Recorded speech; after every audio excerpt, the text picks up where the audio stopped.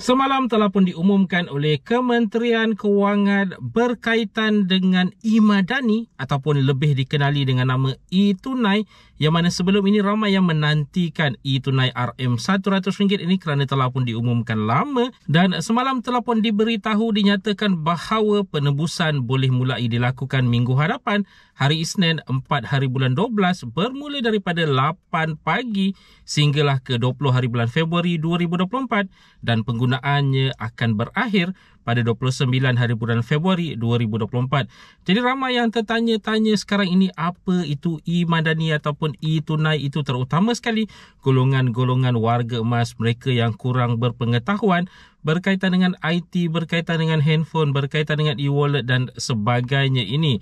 Jadi dalam video pada kali ini, Amin nak memberi pencerahan segala-galanya berkaitan dengan e-Madani, e-Tunai ini, terutama sekali bagaimana cara untuk menebus, apa yang boleh dilakukan dan seterusnya bagaimanakah penggunaannya. Jadi jom saksikan info seterusnya ini.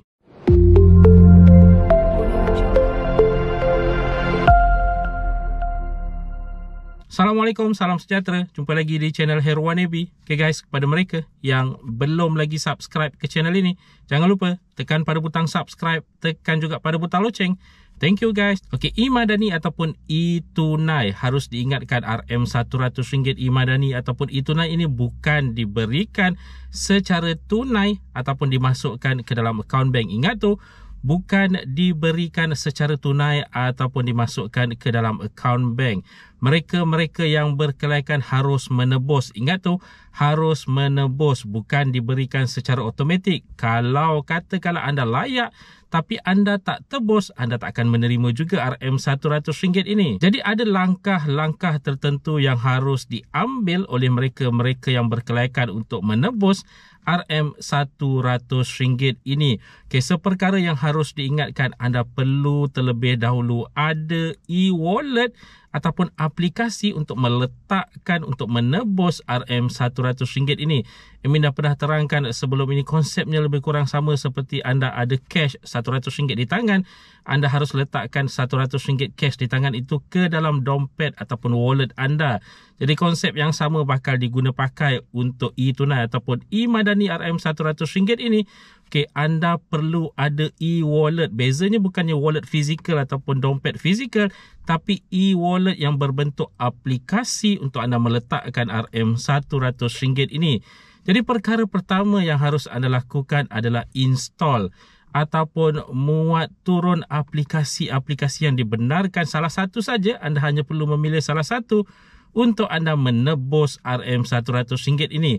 Jadi aplikasi-aplikasi yang dibenarkan telah pun dinyatakan. Yang pertama adalah MAE, ini adalah Maybank. Okey, yang kedua adalah Touch and Go e-wallet, yang ketiga adalah Shopee Pay e-wallet, dan yang terakhir adalah Settle. Ingat tu, yang pertama tadi MAE, yang kedua adalah Touch and Go, yang ketiga adalah Shopee Pay, yang keempat adalah Settle. Jadi 4 aplikasi ini anda hanya perlu pilih salah satu sahaja mengikut kesesuaian anda. Okay, ramai yang bertanya di situ ada MAE, Maybank. Ini bukan bermakna setelah anda tebus RM100 itu, kalau katakanlah anda menggunakan MAE, anda boleh keluarkan wang RM100 itu, kerana ramai yang sedia maklum MAE ini adalah Maybank. Tapi bukan begitu ceritanya. RM100 yang ditebus itu tak kira lah dalam MAE ke, dalam Touch and Go ke, dalam Settle ataupun Shopee Pay, anda tak boleh mengeluarkan wang tersebut, dan anda juga tak boleh gunakan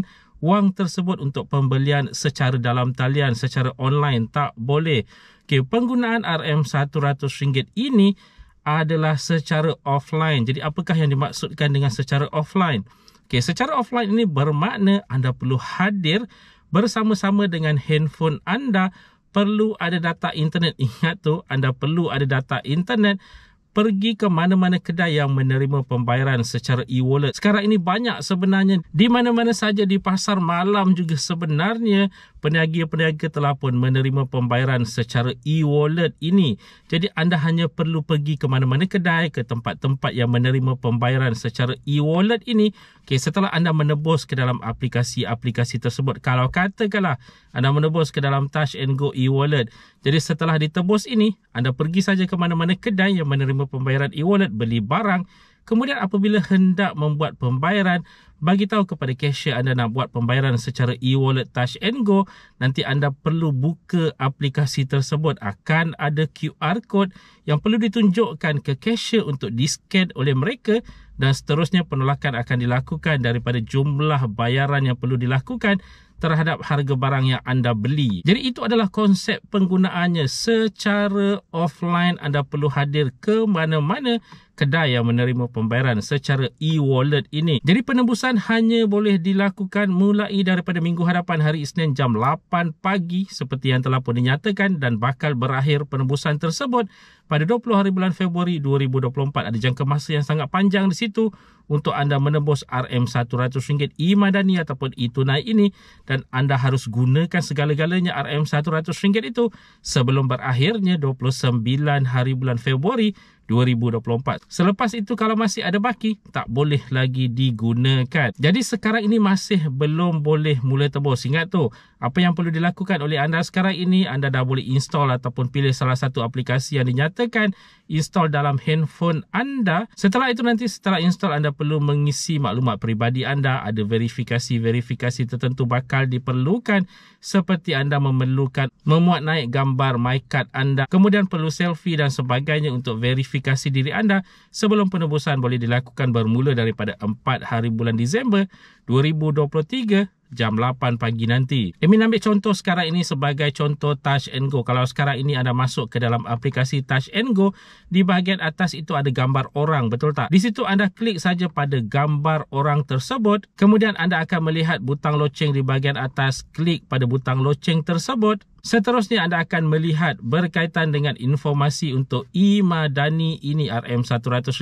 Kalau anda klik di situ sekarang ini, anda akan melihat di situ ada countdown, ada e-Madani kredit RM100. Jadi di situ sebenarnya nanti anda akan boleh menebus untuk RM100 ini bermula daripada hari Isnin ini 4 Disember jam 8 pagi.